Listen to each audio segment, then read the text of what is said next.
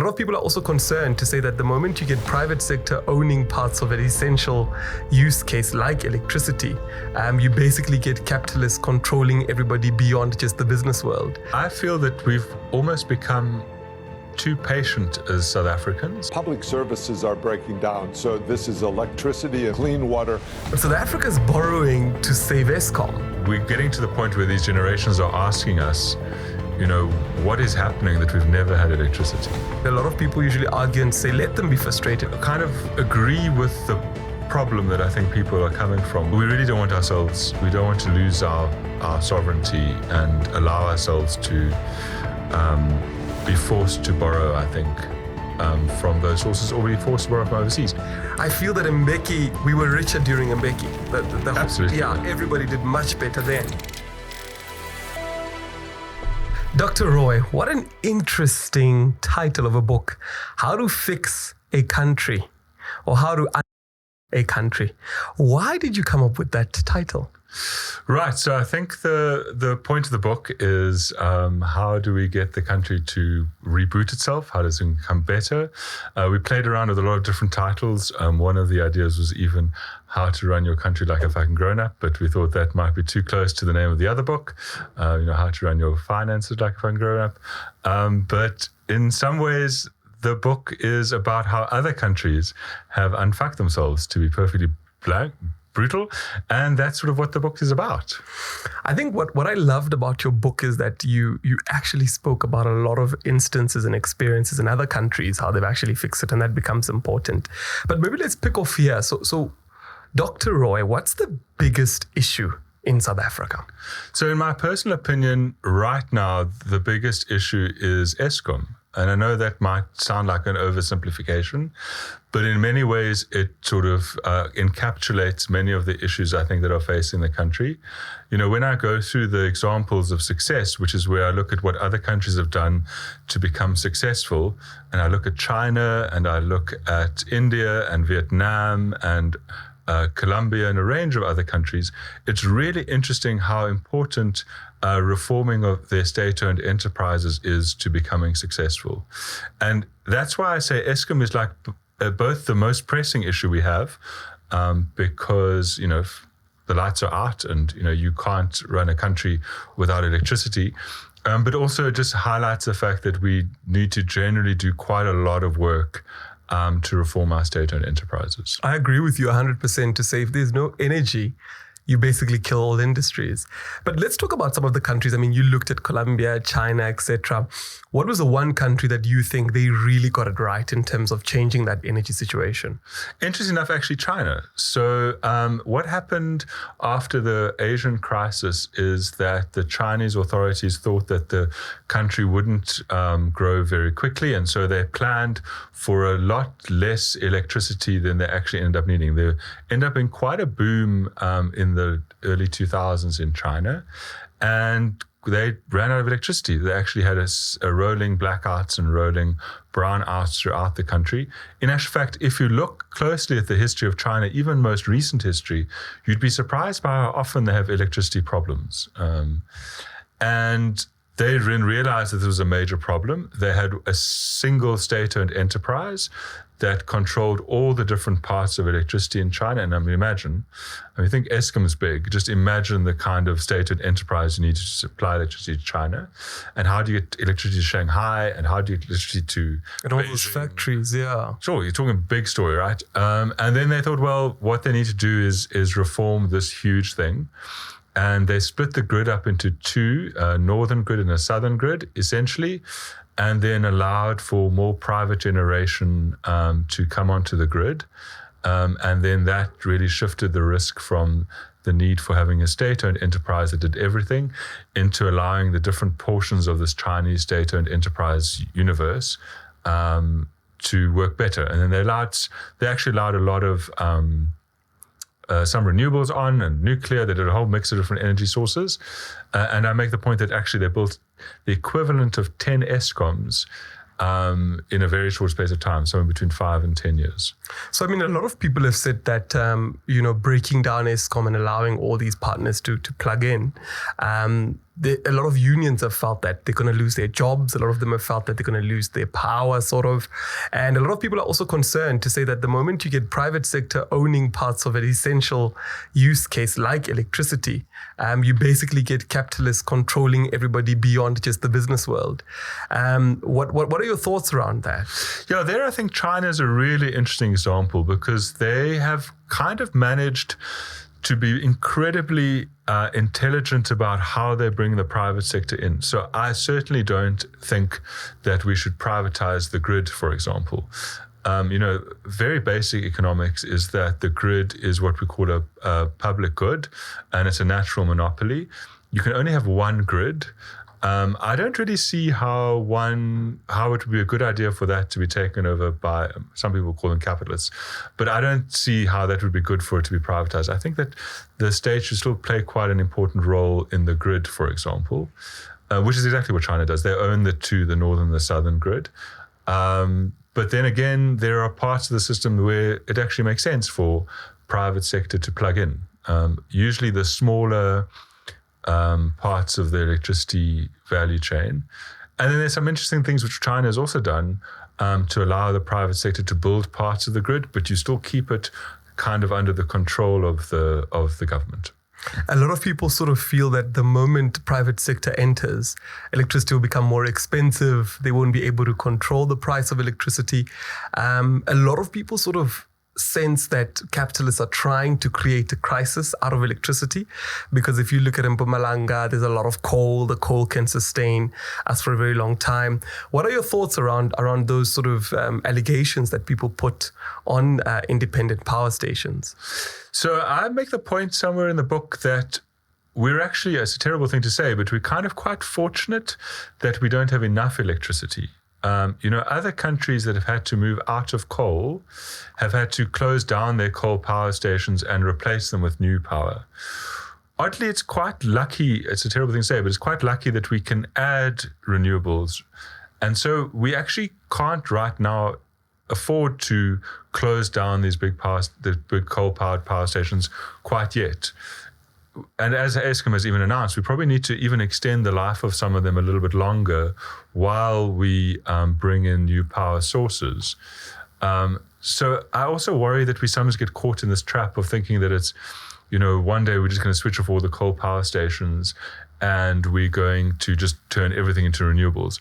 What's probably going to happen is over a period of time, the different power stations will come to their natural end of their lives, which was always going to happen.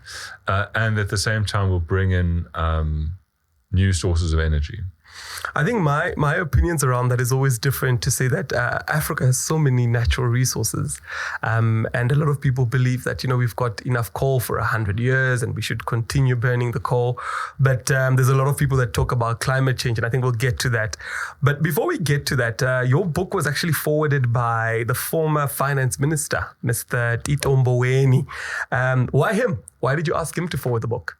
He I think, firstly, the book is not really anything particularly original. A lot of it is based on economic strategy that the Treasury put out in 2019 when he was Minister of Finance, and he famously caused quite a lot of controversy at the time when he put out this economic strategy.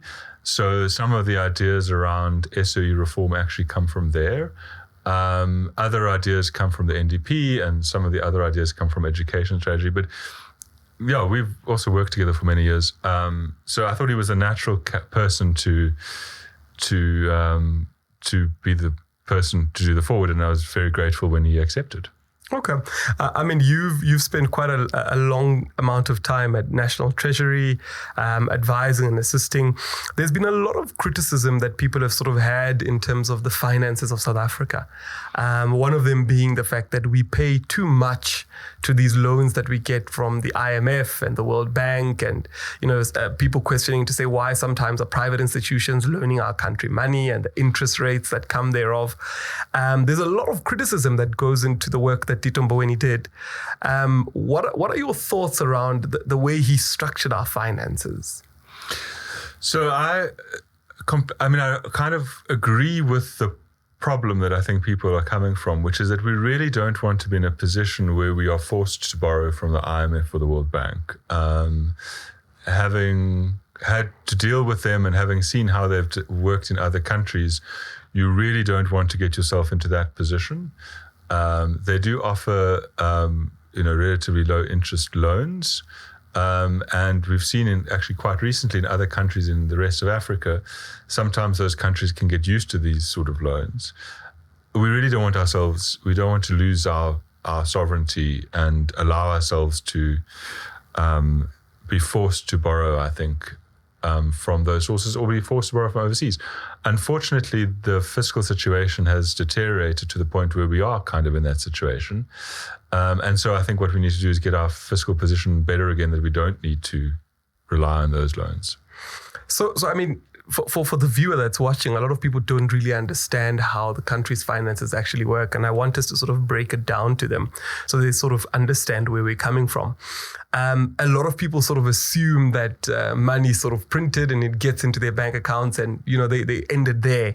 But they're not really aware that the financial situation of the average South African can be very similar to the country's financial situation, where you sort of go to a loan shark to get money and you can't pay back that loan shark, and the loan shark comes and he takes your assets or he takes whatever, and it's violent and it's grilling and you can't function.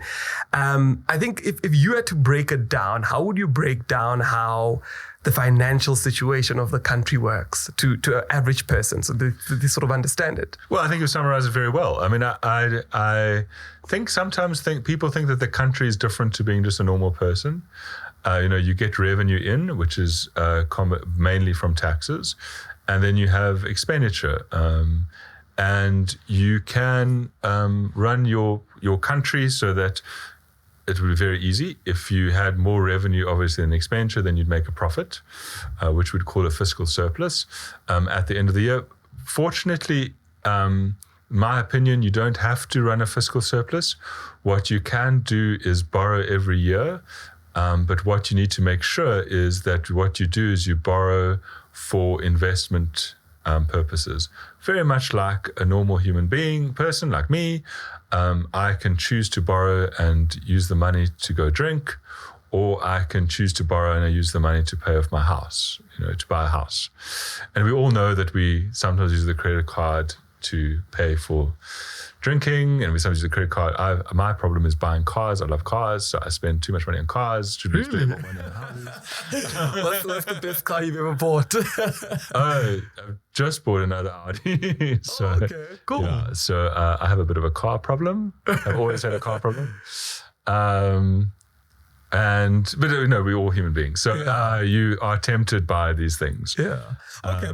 So I mean, back to what you're saying, I think that's quite important. The analogy you gave to say that, people borrow to buy alcohol, and some people borrow to sort of build and invest, etc. But South Africa is borrowing to save Eskom. And I think that rabbit hole, we just end up losing all this money, because the Eskom CEO recently said to us that the corruption in Eskom is systemic. What do you think would fix Eskom? I mean, you've already spoken about the fact that in China, they used the model where they basically disbanded their own Eskom. And did China get private sector in? China got private sector in to provide, these IPPs, basically independent power producers, and plug them in. They didn't go all the way to privatize. Also, China deals with corruption in a very direct way. Of which South Africa should as well. Yeah. So, you hear these stories of Chinese officials that are corrupt and then they disappear off the face of the earth. So there's also that they run. I was not sure. I've never heard of that one. Also, once you steal money from the state, the next morning you're in heaven. Or hell. Maybe. So the very, very strong oversight of state-owned enterprises. But yes, I think I mentioned in the book, which is this issue that came out in Thuli Madonsela's report about the state of capture, where she highlights the events that happened when Brian Molefe was CEO of Eskom, and she highlights the fact that things were built, but we don't see much value for it. But yeah, we have power stations that aren't working. So I think we'll come back to it, but I love the fact that you said you wrote your book or you dedicated it, or the inspiration behind it was for the unemployed South African. And I thought that's really admirable. For that unemployed South African, I mean, majority of the youth are unemployed. We can continue. What do you think they should be doing? Because they're looking at this and they're saying, okay, cool, South Africa's borrowing a lot of money, and that money that the country is borrowing is going down the drain. Our children or even our generation will need to pay back those loans. And we all know what happens when you don't pay back a loan. The loan shark comes and takes whatever you've got or harasses you or whatever the case is. What are you hoping that unemployed South African gets out of the book? Right. I feel that we've almost become too patient as South Africans. So, the lights go out and we've got a gas stove, so that's fine. You put on the gas stove, or you put on the fire. Increasingly, richer households obviously have gone off the grid. And so you can kind of be patient and wait for reform. But I think that what is happening is that, particularly amongst the youth are generally more impatient than older people, and I think that's right. I think that they play a very important role in asking questions like, why isn't there electricity? I mean, it's extraordinary. My nephew has just started first year, and he hasn't really lived without load shedding his entire life. We're getting to the point where these generations are asking us, what is happening that we've never had electricity? What are you oaks doing? And that's great. This is what we want from the youth, is asking these questions. What have the Chinese done? What did the Colombians do? Why could they get it right and we couldn't? I love that. I love that very much. So you want the youth to ask the right questions. Let's talk about Colombia, because Colombia, in the book you speak about what they've, and maybe let's start there. Just touch on one or two things that they got right. Before I ask my question, or maybe let me ask my question. My question is, a lot of people look at Colombia and they automatically assume drug cartels, crime, and they listen to what the generic media tells them, but they never look at the numbers. They never look at the economy. They never look at the actual things that are important. But before we get to that, what did they do right that you spoke about? Yeah, so the perception of Colombia is right for 10, 20 years ago, but they've done some really amazing things over the last 10 or 20 years to get their economy moving again. There's a longer version of that chapter, which will come out in my blog quite soon, which goes into some extraordinary stories of, how the son of one of the prime ministers was abducted and held hostage. And then he later on becomes the president himself and, dedicates his life to breaking the gangs. There's another story of the president's father was murdered by the gangs, and his brother becomes this vigilante, and he becomes president. Also, they have this incredible anti-gang thing, and then we've all watched the movies about those gang lords and how they just broke those drug cartels, which has really served them very well over the long run. And they're now increasingly actually becoming a very safe, prosperous, successful country, having dealt with their problem. So there still is hope for South Africa, because if others can do it, we can do it too. You mentioned the 6 E's in your book, which you believe that if they are sorted, South Africa would be sorted. I just want us to touch on exports, because I thought that was quite interesting. Some of your insights from there in terms of rebuilding the country through that. Yes, so almost all the success stories have had some version of exports. So we know China obviously has done incredibly well with exports. We know Vietnam has done very well with exports. You talk about an amazing story. Vietnam is fascinating, right? They were wiped out in the Vietnamese War, and here they are today actually doing relatively well.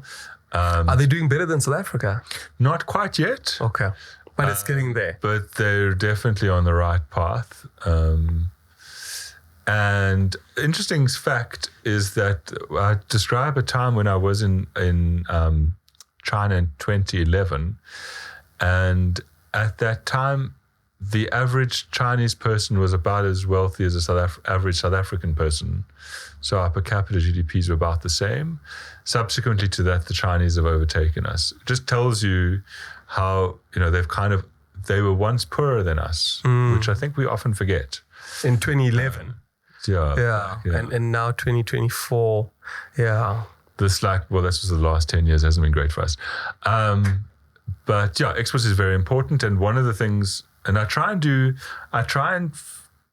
almost being overly simplistic, but I try and say, what is the one thing you could do in the next year that would make things better?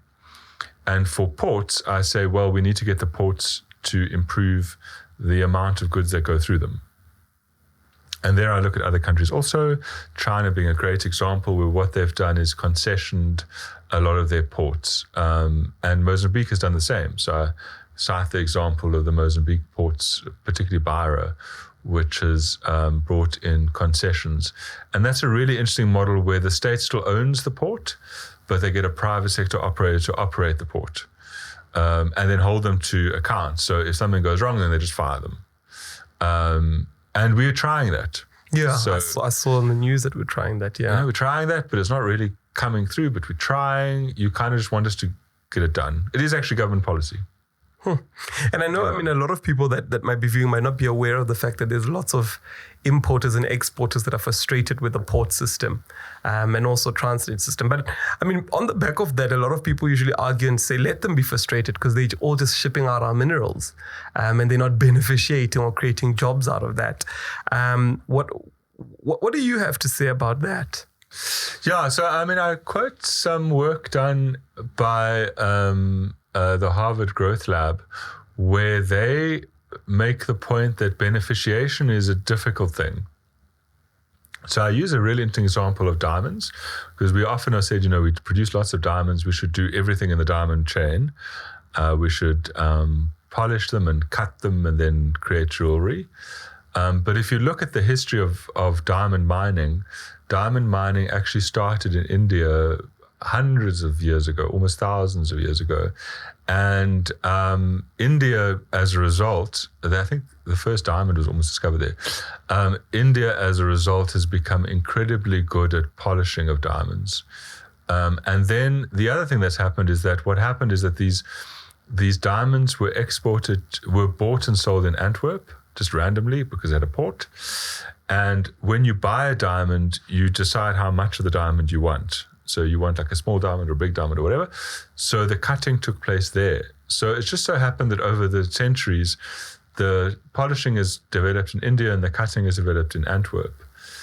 It's very hard for us to break into those two games. But what we have become very good at is mining equipment. So rather than this diamond, right? Rather than trying to cut it and polish it and set it in jewelry, we're very good at getting it out of the ground. We've actually in South Africa, developed incredible machinery to get stuff out of the ground. And because mining in this country is very hard. And, we have very hardworking, bright people engineers that mine. And so what we should rather do is actually try and get into mining equipment as an area. Look, so I personally think on my side that a lot of times when we sort of blame the skills transfer issue, especially with the cutting of the diamonds, a lot of people would say we don't have the right skills. I often find that the problem is in the education. And I know you also mentioned that as well, that if we could fix our education, then we could have the skills, then we could actually compete. But that's an interesting one where you mentioned mining equipment, because that would mean that we'd need manufacturing companies that would actually manufacture equipment that can go and be used in mines. And I think that's a good one for employment. So you're saying if we're to compete as a country, rather we compete in mining equipment rather than beneficiating the minerals? Yes. Do you think that's for all minerals or just for diamonds? Well, there's research actually, so quite a lot of research by DTIC economists on this, that we've actually become quite good at quite general mining equipment across everything. So, I mean, we're very big, obviously, miners of coal. We were at one stage the biggest gold mining country. We're very big at diamonds, and diamonds is quite complicated, oddly, because but gold is very complicated because a lot of our gold is now very deep. And yeah, that's something we should think about. How do we develop a manufacturing center around that? Okay. I think that's quite interesting. Although I do believe that the education problem would fix that. And maybe let's jump into that, because one of your, and maybe we'll move on from there, one of your E's is education, that if we fix education, we could fix the country. What do you believe is the fundamentals of that? Where do we start with education? Because there's so much. Yeah, so Nick Spall, who's an education economist, I relied on a lot of other people. So and I love that. I love that about the book, yeah. It's not really my book. I keep on saying it's kind of like a summary of everybody. What everybody else is saying. Everybody else is saying. Yeah. I think that these are not new ideas at all. But Nick Spall, he will only say one thing, which is reading. We really haven't got it right to get our kids to read, and all the tests show that. And interestingly, a lot of that problem is actually we're not very good at mother tongue reading in this country, and that's sort of an apartheid hangover, and we kind of need to get back to that. It's also very interesting how children that are taught mathematics in their mother tongue do better at mathematics than being taught in English, for example. I think that's pretty obvious. I mean, it must be really hard when you're like a 6-year-old. You have to both learn the numbers in a new language and then learn how to multiply the them. sum of multiplied by, divided by, So fractions. Yeah, how do you do that in a new? It's a lot you have to learn as a little kid. So it's pretty obvious, this research, but it's interesting. So the very, very basic stuff. Then the other thing is ECD, so early childhood development. Definitely, yeah. All the studies show that makes a big difference. It's really interesting. It doesn't help the child become better at doing tests, at learning stuff, but they become better at being able to sit still, control their emotions, and behave in classes, which kind of makes a lot of sense, right? Yeah. These little 4-year-olds. And then there's all this research in the US that shows that the kids that are in ECD do much better when they're older in everything, which is very well known, also not a new idea. And then nutrition is terrible. It's a terrible thing in this country. So there was this one school that for a variety of reasons, because of the rules, it didn't qualify for the National School Feeding Scheme. And then the rules changed a little bit, and its circumstances changed, and it did qualify for National School Feeding Scheme. So economists love this example where something changes. And unsurprisingly, the children in that school, their marks improved significantly just because they were getting at lunch. And then you think about the kind of circumstances I think many people live in, that, these kids arrive hungry. Yeah. And that makes a big difference. I agree with you on that one, definitely. So in the book, I mean, you basically compare a lot of countries to South Africa. And I think we've spoken about that. But the one I found interesting when you sort of spoken about Operation Vulindlela, I think that was quite interesting. I mean, what is Operation Vulindlela? Yeah, so it's all about what I look at is a number of other different countries have also grappled with this problem. I mean, and what they have thought to do is to create a core team that drives reforms in very, very specific things. So the first thing is that it must be a very, very limited set of problems. It's very tempting to kind of try and fix all the problems. So Vulindlela was set up in, I think, 2019. It only really got going in about 2020, 2021. And it has been quite successful in a very limited number of things. So one of the famous things that they got right was to increase the limit on how much electricity you can generate yourself to 100 megawatts, which has allowed a lot of people to put solar panels on their roofs. Previously, that was illegal. Small legal change. Somehow it took them like 3 years because everything takes so long. But that has allowed a lot of people, so that has helped the electricity constraint quite significantly. They are working on the ports issue. They are working on allowing more skilled people into the country, because one of the issues is we have the skills deficit. So they've been quite successful, and I think that's great. It's sort of one of the positive things that comes out of the book. Yeah, I definitely think, you've had a very vast amount of experience from working in government in the Western Cape and now a bit of consulting, I believe. But I want to talk about your time in the Western Cape, because there's a lot of parallels where people sort of say there's South Africa and there's the Western Cape, and I think obviously it's political, that's also there. But there are also those that say that the Western Cape conceals their numbers to say what's going on in South Africa is the same as in the Western Cape. It's just that the Western Cape focuses on Cape Town and the affluent areas. And that sort of, if you're focusing on the concealment areas, or the areas that are doing well, your numbers are not going to be the same as everybody else. But you worked there for quite a lot of time. What was your experience there? Yeah, so I think the really interesting thing about the Western Cape is they have become quite obsessed, is probably the right word, actually, on audit outcomes, and just making sure that they can understand what happens to the money. So they've really focused on getting their audit outcomes up. That has really helped reduce the amount of spending waste in the system.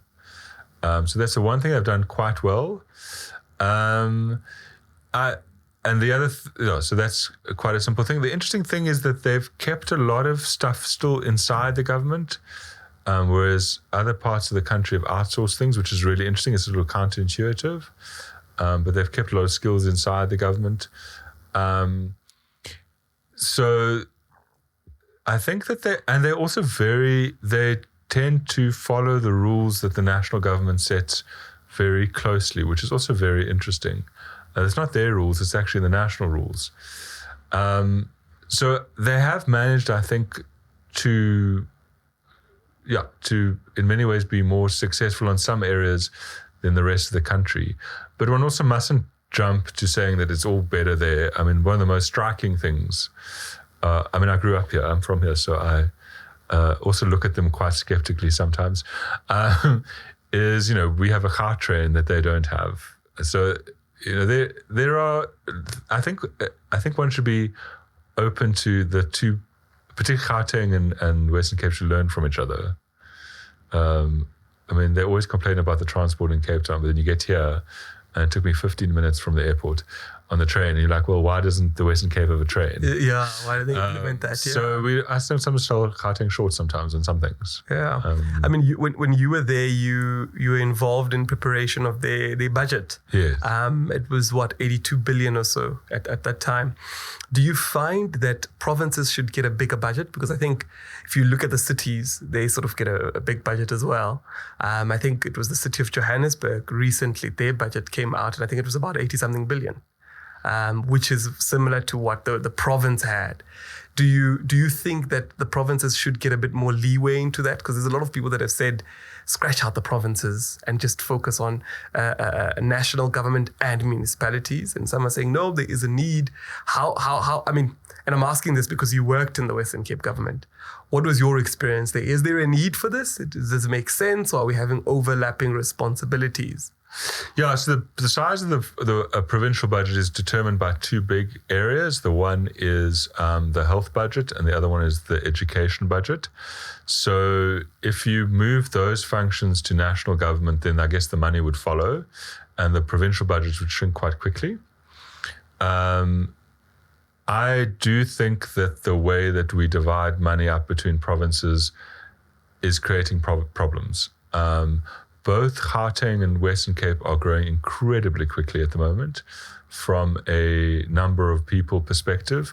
So the Western Cape loves to complain about population growth, but it's nothing compared to up here. The Gauteng system adds about 100,000 new children every single year.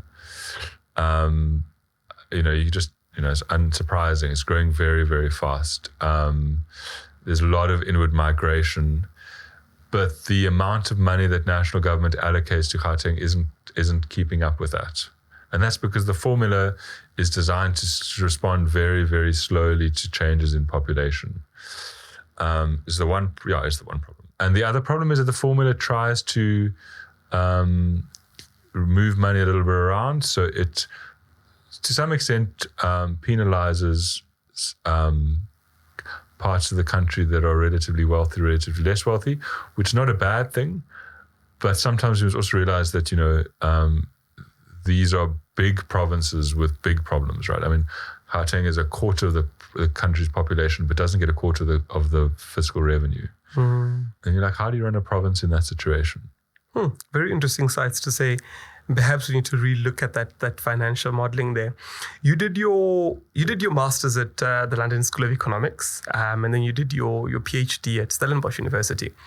What was your research on in Stellenbosch University for? So at the time I was very interested in bank crises. So I did my research on bank crises. I was fascinated by why banks failed. Cool. And with that, it leads me to my second question, which is VBS. Oh, yes. So you obviously did your doctorate there. I want to know from you, because we've passed the conversation of were people looting VBS, etc. I believe that was clear. But I want to move it more to a more ethical conversation to say, you've got the big banks, Investec, Standard Bank, Absa, Nedbank, we all know them. They seem to have their little kitty or their little group or their little clan, right? And we haven't had another big bank grow up except for Capitec, right? Which is for me, I would always say Capitec was a small bank with big people behind it. So it was a big bank either way, right? And really my question is, do you believe ethically that the banks should have done something to help and stop VBS? Because I think when everything sort of came crumbling down, you sort of saw some people saying, well, we did reach out, we did speak, we did, but the other big banks sort of saying, well, this is our territory, we're not helping you in. Do you believe that had a role in the bank failing? Oh, no, I think the bank failing was almost entirely due to the bank doing illegal things. The one big illegal thing that it did is it took deposits from municipalities. The municipalities weren't allowed to make deposits into Mutual Bank. It became a very big thing because they were saying, no, they should. Turns out what happened is that there's evidence in the Dewald van Rensburg does this very well in his book. But what happened is when the curator took over VBS, people had actually used the email system to set up these corrupt transactions.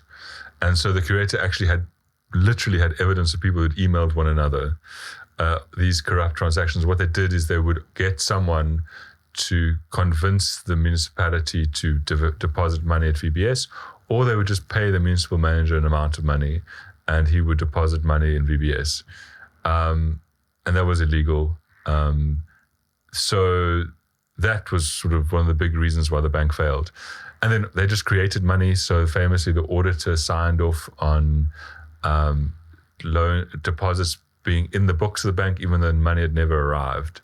And then, he has been found to be guilty. But yes, when the bank failed, actually, there was some support from the big banks. In the end, I think Nedbank bought the deposit book and has helped out with a lot of those things. And so there has been some support. I agree with you. It's a very sad story that VBS failed. And one of the reasons is that actually Volkskas Bank was a VBS-like bank in 1926 or something.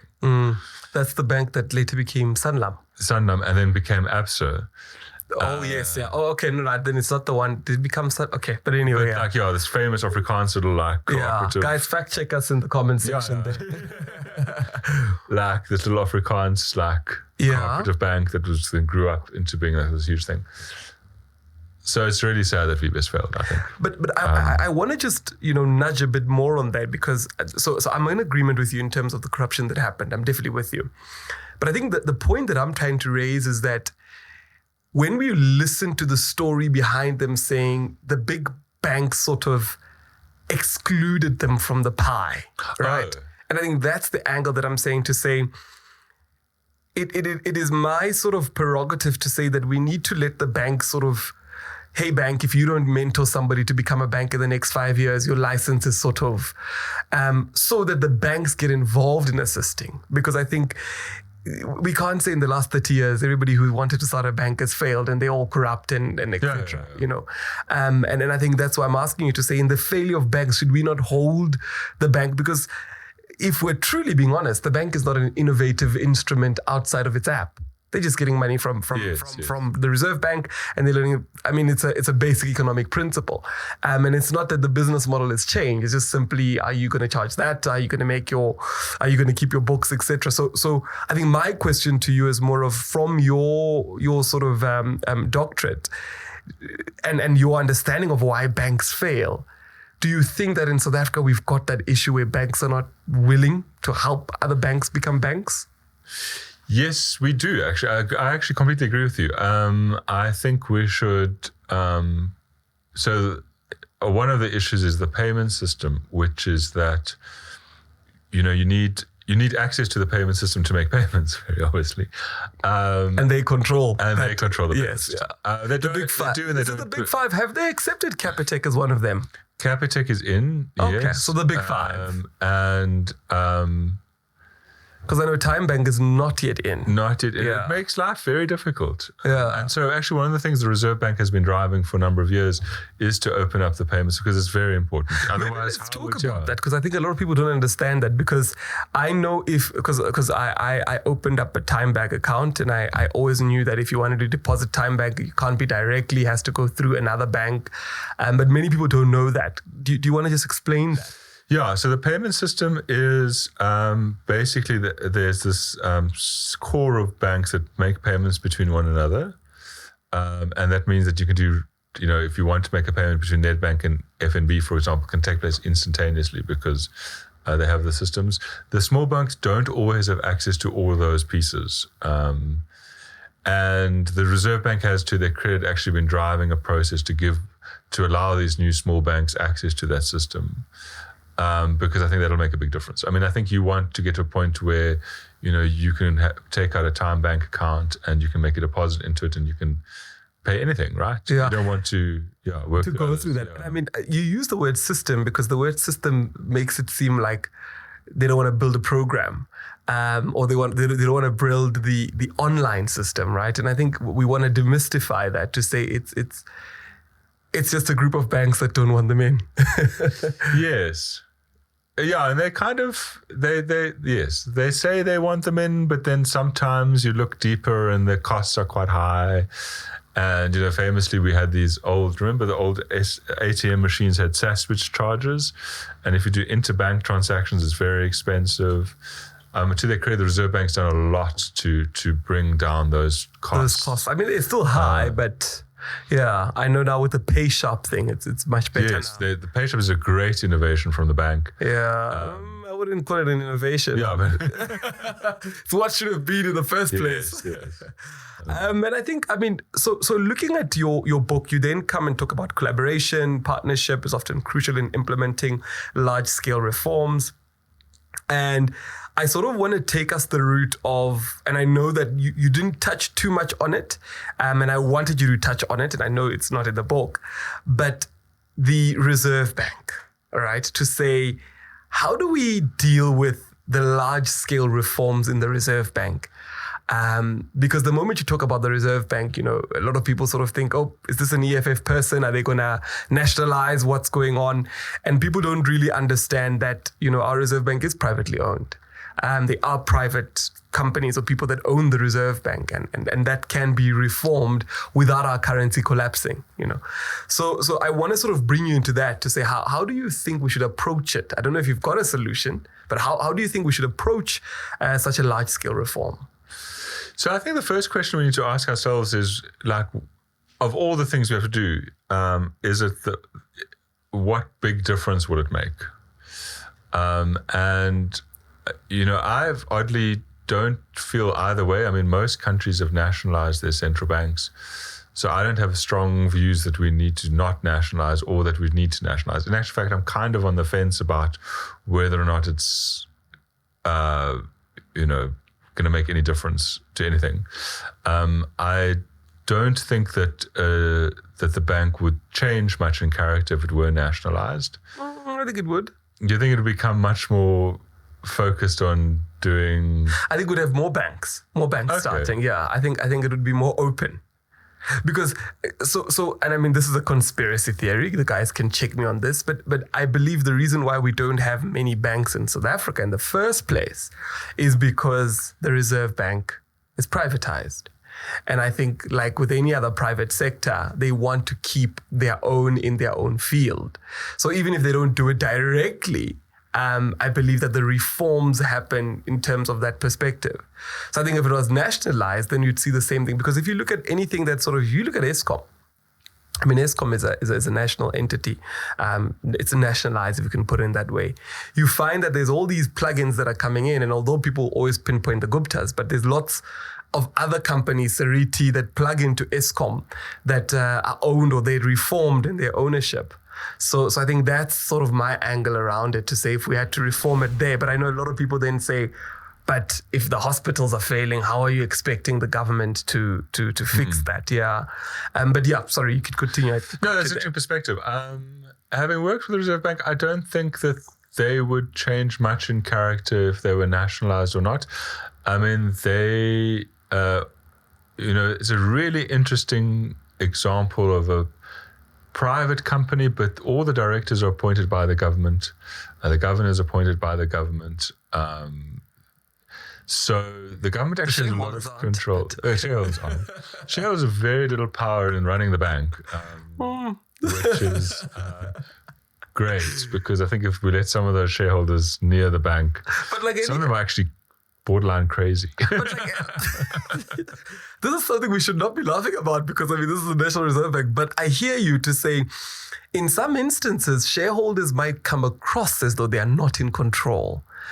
But between you and I, on any JSE listed company, you would understand that the shareholder is the most invested person. It's their money, it's their wealth. So as much as they say, oh, we just play oversight, do they really just play an oversight from a long arm? But that's a conversation maybe for another day. Yes. I mean, oddly, I'm not, like I said, I think if we could snap our fingers and have a nationalized Reserve Bank, I mean, firstly, I don't think it would be a bad thing. And I don't think it would make much difference. So I wouldn't put it as a number one priority. I think fixing Eskom might be more important than the Reserve Bank.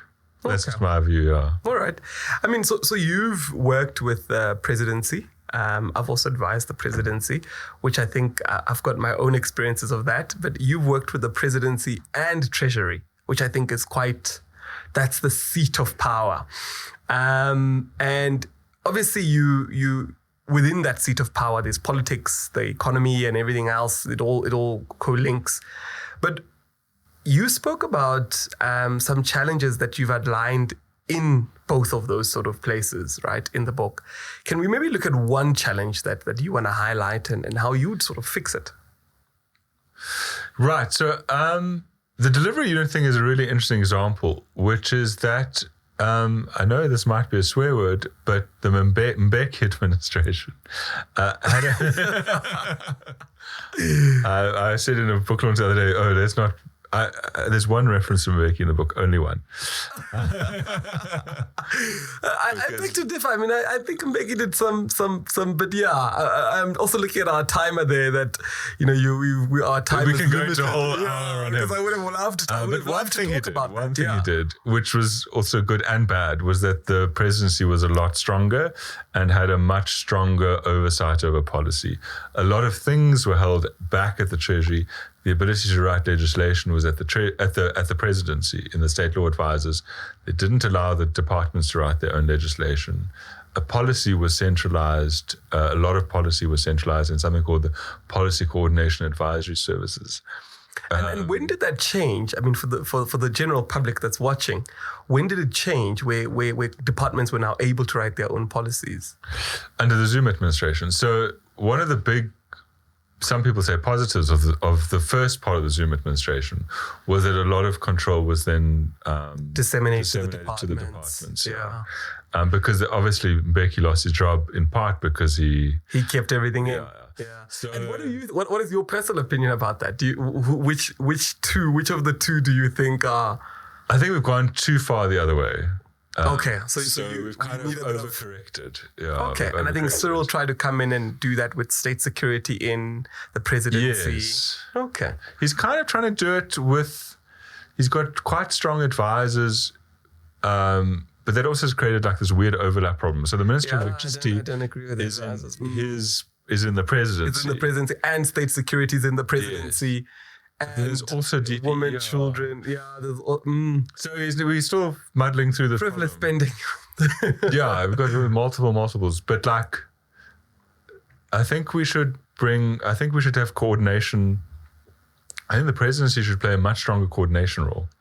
That is actually their job. That was Mbeki, yeah. Yeah, and he obviously, I think, he was on the other side. So but I mean, if we look at the gains behind Mbeki, I always say I'm going to judge a president on GDP per capita. Yes. Was I richer while he was president, and also on the general feeling of the people, right? And I feel that Mbeki, we were richer during Mbeki. Absolutely. Yeah, everybody did much better then. We had 6% economic growth under Mbeki, which was very good. Yeah. And actually all the big reforms, so the big Eskom reform was an idea out of the Mbeki presidency. And if we just pushed ahead on that, I didn't know that. Well, actually technically under the Mandela administration in 98, but a lot of the first steps were taken under the... Do you remember that Telkom was actually state-owned? Yeah, I remember that, yeah. And under the Mbeki administration, it was split up into its units, one of them being a little unit called Vodacom. Very small unit. But I've got issues with that because where we sit today, our schools don't have internet because everybody owns... internet is too privatized. And everybody's saying, well, it costs so much to get a gig of data and our kids are not learning fast enough. So I do feel that if Telkom was not privatized, I believe that we would still have school government departments having fast internet at a much cheaper rate. But maybe that's another conversation. It would be nice to know what would have happened. What would have happened, yeah.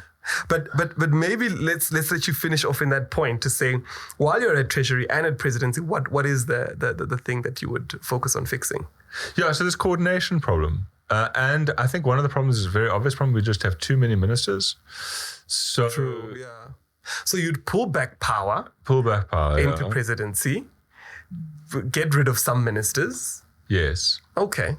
And good policy, would policy remain in presidency or would policy go out to the departments? I think more policy should be at the presidency. And like environment is a really good example. There are competing... And it's perfectly fine. I think it's perfectly correct that the Minister of Mining is worried about coal mining and the Minister of Environment is worried about the environment. It is their jobs, right? You don't want the Minister of Mining now to start worrying about, not his job. Environment's not his job, it's the Minister of...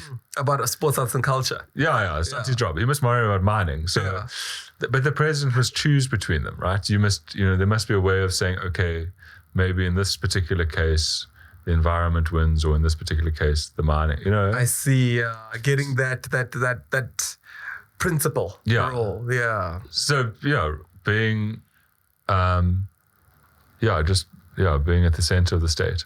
And I think as we round off, and I mean, I'd love to have you back for more of these, but in terms of the communities and the organizations, because a lot of them look at the book and say, we love the solutions. A lot of it is centered to government do this, that, and the other, and this is what we need to do as a country. But there's some organizations and there's individuals that say, look, we're not in government, but we still want to help. Where do you think they get to play in? So this question has come a lot. And I think that the number one thing you can do is hold your politicians accountable. if the lights go out and don't work, do not be patient. Yes. Be angry, be impatient. Yes. Demand answers. Why are the lights out? You know, we go, oh yeah, no, maybe something about the coal being wet or maintenance backlogs. There's always some story. And we've kind of, I don't know if the right term is gaslit or something, but we've kind of got to the point where we're like, oh yeah. You're right. It's gaslighting. We should just be more impatient and ask the question, why is the lights? You know, and that's what I think what an ordinary person can do. Yeah. Yeah. And I mean, you know, to close off the interview, because I know that your time is limited, what does the future of South Africa look like? And I think that's one thing that I loved in your book, that you were sort of saying, let's not give up on South Africa. We can still fix this, which I love. But what does the future look like for you, the trajectory of South Africa in the future, if we were to implement these and look at the positive outlook? Yeah, so these are all being implemented, just incredibly slowly. So that kind of gives me hope. And I had to make that point in the end of the book that this is not a new book. There's nothing new in the book. Please don't think that I had any of these ideas. Actually, I don't think I had a single new idea in this book. I just summarize a lot of ideas. So that gives me hope. But I think it's about how do we get our politicians to do these things quicker. So that I think is what would give me more hope. And then I think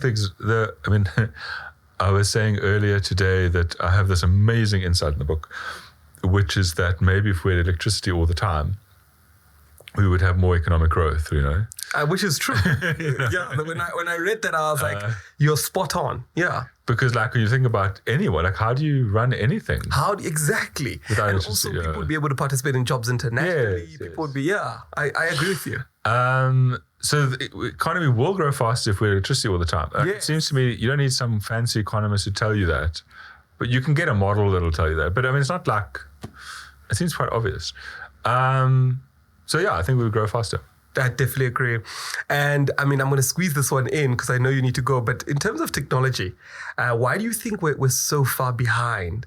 I guess I'll have to leave the climate question. But yeah, maybe let's end it off on that. And how do we catch up? Because I mean, there's now ChatGPT, there's all these algorithms, and we keep seeing at the top in terms of the companies that are earning the most are all tech companies, you know, Apple, all of them, Netflix. It's just tech. And we're behind. How do we catch up and how do we solve that? Yeah, so one of the things I highlight about technology is that and I use the example of Paul Romer's research. He got the Nobel Prize for it, where he says, you know, these ideas, sometimes ideas are, you can't capture them and patent them. These big ideas. And that means that they spread very easily. And so the insight that he has is that actually you must allow these ideas in and you must allow technology in. You mustn't be afraid of technology. And actually you must just try and keep up with technology. You know, I think sometimes we are very afraid of technology and then we fall behind the rest of the world. So yeah, I think opening up ourselves to allowing technology in would make a big difference. Imagine if we didn't allow cell phone technology into the country, where we would be. Or any technology, actually, yeah. I like that.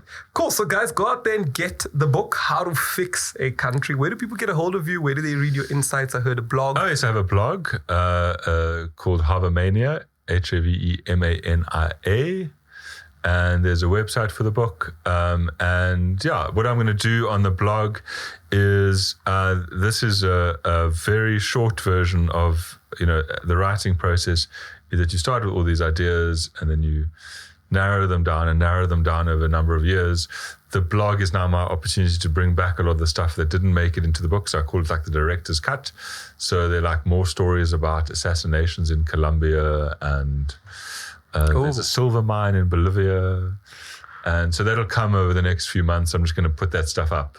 Cool. And if you're interested in the book, then it kind of gives you a bit more information on the thing. Yeah. Thank you so much for making time, Roy. I really enjoyed this, and I hope everybody's learned quite a few things. I've learned quite a few things from your book. So yeah, guys, go out there and get it.